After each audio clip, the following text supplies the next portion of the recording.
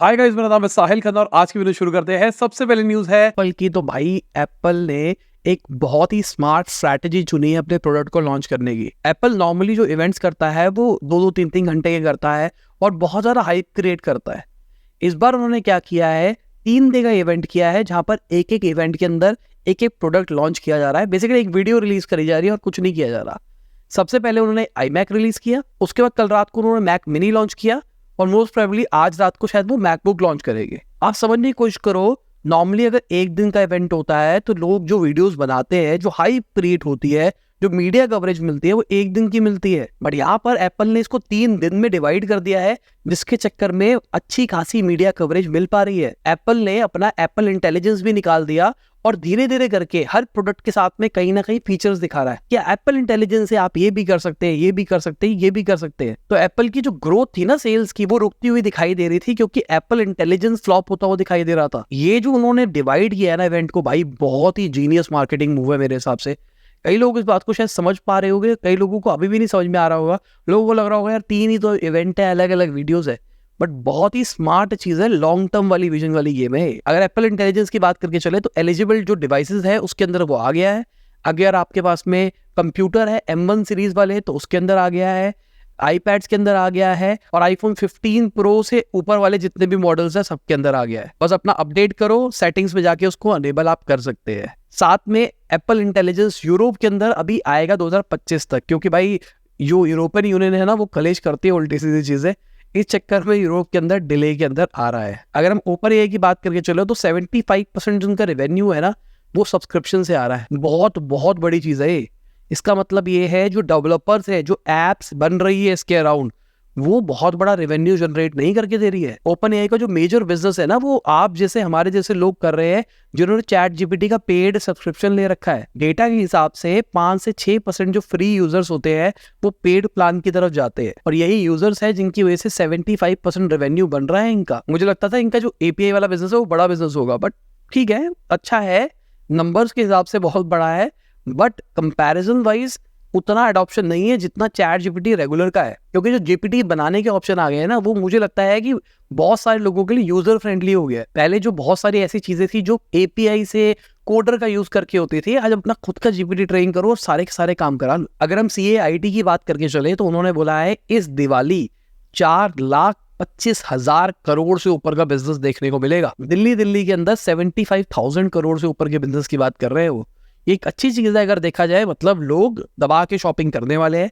तो भाई कल धनतेरस था, आपने क्या खरीदा कमेंट सेक्शन में जरूर बताना। और अभी तक आपके घर में कितनी सोन पापड़ी की डब्बी आ चुकी है और कितने आप निपटा चुके हो कमेंट सेक्शन में ये भी जरूर बता देना। अगर हम पेप्सी कोको कोला की बात करके चले तो वो भी अपना मार्केटिंग बजट बढ़ा रहे हैं इंडिया के अंदर भाई, क्योंकि कैंपा कोला कम्पीट कर रहा है उनसे। अब बहुत सारे लोग बोलते हैं इंक्लूडिंग मैं कि भाई इनका फ्लेवर, इनका टेस्ट उस लेवल का नहीं है जिस लेवल पे बाकी ब्रांड्स चल रही है। बट हम भूल जाते हैं टियर 2 टियर 3 जो मार्केट है ना वो बहुत ज्यादा प्राइस सेंसिटिव है। रिलायंस की स्ट्रैटेजी जियो वाली है, सस्ता माल निकालो, रिटेलर्स को अच्छा मार्जिन दो ताकि रिटेलर्स भी आपका प्रोडक्ट बेचे और साथ में जो कंज्यूमर्स है उनको भी प्राइस सस्ता दिखाई दे तो वो भी अट्रैक्ट होते चले जाए। कैंपा कोला 2 लीटर की बोतल 53 रुपीज में देता है जहाँ पे कॉम्पिटिटर 74 रुपीज में दे रहे हैं। जिनके पास पैसे नहीं है ना उनके लिए बहुत इंपॉर्टेंट चीज है। बाकी पिछली न्यूज के अंदर मैंने बात करी थी कि भाई मेरे हिसाब से 1 लाख रुपए की ईवी स्कूटी सस्ती है और बहुत सारे लोगों का कमेंट सेक्शन आया था कि भाई आप बहुत अमीर हो, आपके पास में पैसे है इसलिए आप ऐसा सोचते हो।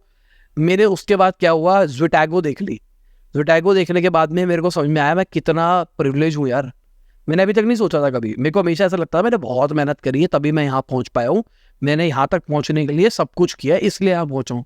पर ज़्विटैगो देख के लगा यार मेरे घर वालों ने मुझे घर दिया, मेरे को इंजीनियरिंग कराई, मेरे को MBA कराई, यही बहुत बड़ी प्रिविलेज थी यार। आज मैं आपसे खुल के बात कर पा रहा हूँ, क्या अपब्रिंगिंग दी है मेरे घर वालों ने, ये कितनी बड़ी प्रिविलेज है मेरे पास में। तो मैं आपको ज़्विटैगो को रिकमेंड करूंगा। ये कोई स्पॉन्सर्ड नहीं है, वैसे ही बता रहा हूँ क्योंकि भाई मेरे को अच्छी लगी।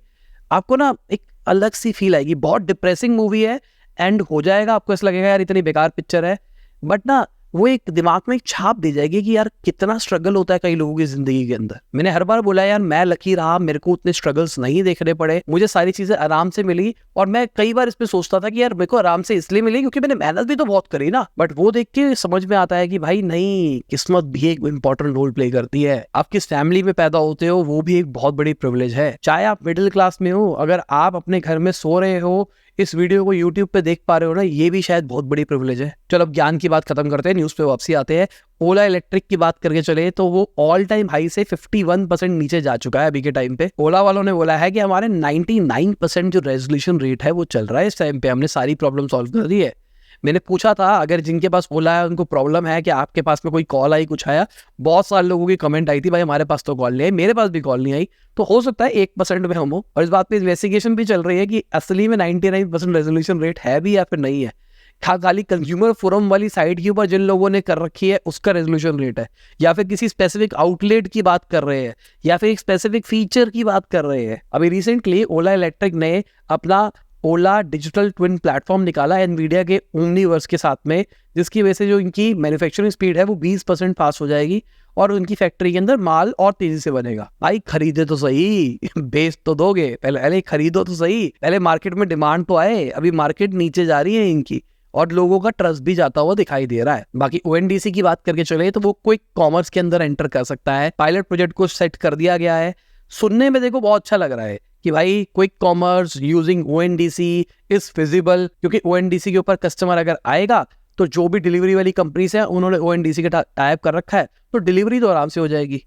पर अब समझने की कोशिश करो, यहाँ पे हम बात कर रहे हैं क्विक कॉमर्स के अंदर 30 मिनट के अंदर अंदर डिलीवरी की, हो सकता है 1 घंटे की भी डिलीवरी हो, बट समझने की कोशिश करो ये जो डिलीवरी टाइम है ना, ये एक्चुअली फिजिबल नहीं है। आपके जो जोमेटो वाले लोग हैं ना, वो एक डार्क स्टोर से लेके आता है जो कि बहुत ही ऑर्गेनाइज होता है। उनको प्रिसाइजली पता है कौन सी चीज कहाँ पड़ी है, कहाँ से उठानी है, कहाँ से नहीं उठानी है। अगर आप ऑफलाइन दुकानों पर खरीदने के लिए जाते हो ना, जिस टाइम पीक आवर्स होते हैं, कई बार आपको ही खड़ा होने में, ऑर्डर करवाने में आधा घंटा लग जाता है, इतनी भीड़ होती है, आधे घंटे में आपका नंबर आता है। तो अगर उनके पास इतना काम है, पीक आवर्स चल रहे हैं, तो कैसे डिलीवरी वाले को दे देंगे? तो नॉन पीक आवर्स या फिर कोई फ्री बैठा है दुकानदार, कोई स्टार्ट कर रहा है, उनके लिए सही रहेगा, बट जो एस्टैब्लिश प्लेयर्स हैं शायद उनके लिए पॉसिबल ही नहीं हो पाएगा इतनी जल्दी डिलीवर करना। ये मेरा हाइपोथेसिस है, मुझे ऐसा लगता है, और क्विक कॉमर्स के मामले में मैं अक्सर गलत हो जाता हूँ, तो टाइम बताएगा क्या होगा क्या नहीं होगा। अगर मैं हार्दिक पांडे की बात करके चलूँ तो उन्होंने सोल स्टोर के अंदर इन्वेस्ट किया है। पहले वो ब्रांड एम्बेसडर थे 2022 से, उसके बाद अब इन्होंने इन्वेस्टमेंट भी कर दी है। सोल स्टोर पिछले कुछ टाइम से बहुत तेजी से बढ़ता हुआ दिखाई दे रहा है, 55% का CAGR है इनका। ये अपने ऑफलाइन फुटप्रिंट भी बढ़ा रहे हैं, 8 से 30 स्टोर्स तक ले जाने का प्लान कर रहे हैं 15 से ज्यादा सिटीज में। इनका आइडिया ये है 5 नए स्टोर्स हर महीने खोलने हैं। अगेन ये बड़ा नंबर है, देखते हैं कहां तक ये पहुंच पाते हैं। अगली खबर एक एडटेक स्टार्टअप जिंक की है। उन्होंने अपने सीड राउंड के अंदर $25.5 मिलियन रेज करे हैं। यहाँ पे हम सीड राउंड की बात कर रहे हैं। अगर आपको नहीं पता, सीड मतलब काम शुरू करने के लिए पैसा मिल रहा है, और वो भी इतना $25.5 मिलियन। कितना हुआ कमेंट सेक्शन में INR में बता देना। बट भाई समझने की कोशिश करो क्यों हो पा रहा है, क्योंकि पेयू के CEO ने ये कंपनी शुरू करी है। तो अगर आपका पहले से ये अथॉरिटी फिगर होता है, आपका ब्रांड वैल्यू बना होता है, तभी आपको सीड के अंदर पैसा मिल पाता है। मेरे पास बहुत सारे मेल्स आते हैं लोगों के जो कि कहते हैं मेरे पास आइडिया है, मेरे को फंडिंग दे दो, मैं आइडिया डिस्क्लोज नहीं करूंगा, मैं आपसे मीटिंग करना चाहता हूँ। भाई देखो, जब तक आप अच्छे लेवल पे नहीं हो ना, आइडिया के ऊपर पैसा नहीं मिलता है। ये मान के चलो आइडिया के ऊपर कभी पैसा नहीं मिलता है अनटिल अनलेस आपका खुद का पर्सनल ब्रांड हो, क्योंकि आपके पर्सनल ब्रांड की वैल्यू भी इस पैसों से ज्यादा होती है। अगर हम रेजर पे की बात करके चले तो उन्होंने अपने गेटवे बिजनेस का प्रॉफिट 5 गुना कर दिया है, 34 करोड़ के ऊपर ले गए हैं। पहले उनका जो पैट था वो 7 करोड़ का था फाइनेंशियल ईयर 23 के अंदर, अब 34 करोड़ पे ले गए। अच्छी चीज है। अगर इनके एनुअलाइज टोटल पेमेंट वॉल्यूम की बात करके चले तो वो पता है कितना है, $180 बिलियन का। कमेंट सेक्शन में बताओ INR में कितना होता है। इनका जो एक्सपेंस है वो 7% बढ़ता हुआ दिखाई दिया है, और जो रेवेन्यू है वो 24% बढ़ता हुआ दिखाई दिया है। अगर हम इंफ्रा मार्केट की बात करके चले तो उनका भी प्रॉफिट 2.4x बढ़ता हुआ दिखाई दिया है, 378 करोड़ के ऊपर पहुंच गया फाइनेंशियल ईयर 24 के अंदर। यहाँ पे इनके रेवेन्यू की अगर हम बात करके चले तो 23% इनका रेवेन्यू बढ़ा है। अभी तक ये कंपनी $540 मिलियन रेस कर चुकी है, इक्विटी और डेट को अगर मिला के बात करी जाए तो। अगली खबर जियो की है, तो उनको पेमेंट एग्रीगेटर लाइसेंस मिल गया है। इसी के चक्कर में जियो फाइनेंशियल सर्विसेज के शेयर प्राइसेस बढ़ते हुए हमको दिखाई दिए। जियो पेमेंट बैंक जो कि जियो फाइनेंशियल सर्विस के अंदर आता है, वो डिजिटल सेविंग अकाउंट खोलता है बायोमेट्रिक ऑथेंटिकेशन के साथ में, जहां पर आपको फिजिकल डेबिट कार्ड भी मिलता है और अभी के टाइम पे 15 लाख एक्टिव यूजर्स भी है उनके पास में। तो आप समझने की कोशिश करो पेमेंट एग्रीगेटर लाइसेंस आने से कितनी तेजी से एक्सपैंड करते हुए दिखाई देंगे। बाकी आरबीआई की बात करके चले तो उन्होंने एआई फ्रॉड सिस्टम निकाला है जो कि रियल टाइम फ्रॉड अलर्ट देखेगा। इसका नाम रखा गया है म्यूल हंटर एआई। ये एआई मॉडल होगा जो कि म्यूल अकाउंट्स को पकड़ेगा, बेसिकली जहां पर गलत काम हो रहा है उसको देखा जाएगा। देखो यहाँ पे मुझे ऐसा लगता है इसको पहले से ही लागू कर दिया गया है, क्योंकि ना पिछले कुछ टाइम पे मैंने ऐसा सुना है, बाकी अभी मैं पहली बार इसको यूट्यूब पे बोल रहा हूँ, क्या अकाउंट को फ्रीज किया जा रहा है आपके भी, क्या आपके जान पहचान वाले या और किसी के अकाउंट को फ्रीज किया गया है, चाहे वो किसी भी बैंक अकाउंट के अंदर हो। कमेंट सेक्शन में जरूर बताना, क्योंकि मैंने ऐसा देखा और अब मुझे ये सुन के ऐसा लग रहा है कि वो जो एआई है ना वो ट्रेन हो रहा है, इस चक्कर में बहुत सारे फॉल्ट अकाउंट्स को भी वो ब्लॉक कर रहा है। जैसे एग्जांपल के लिए मेरी वाइफ का अकाउंट सीज हुआ, एक हमारे क्लाइंट थे उनसे हमारी पेमेंट आनी थी, उनका अकाउंट फ्रीज हुआ। फिर मेरे घर शिफ्ट किया था अभी रिसेंटली, तो एसी की फिटिंग करने वाला आया हुआ था, उसका अकाउंट फ्रीज हो रखा था, उसके लड़के का अकाउंट फ्रीज हो रखा था, और भी मैंने बहुत सारे लोगों से सुना है कि उनका अकाउंट भी फ्रीज हो रखा है। तो क्या आपने भी ऐसा देखा है कि आपका अकाउंट फ्रीज हुआ है? कमेंट सेक्शन में बताना जरूर। अगर हम पेपरपोर्ट की बात करके चले तो 47.14 करोड़ का लॉस रिपोर्ट किया फाइनेंशियल ईयर 24 के अंदर।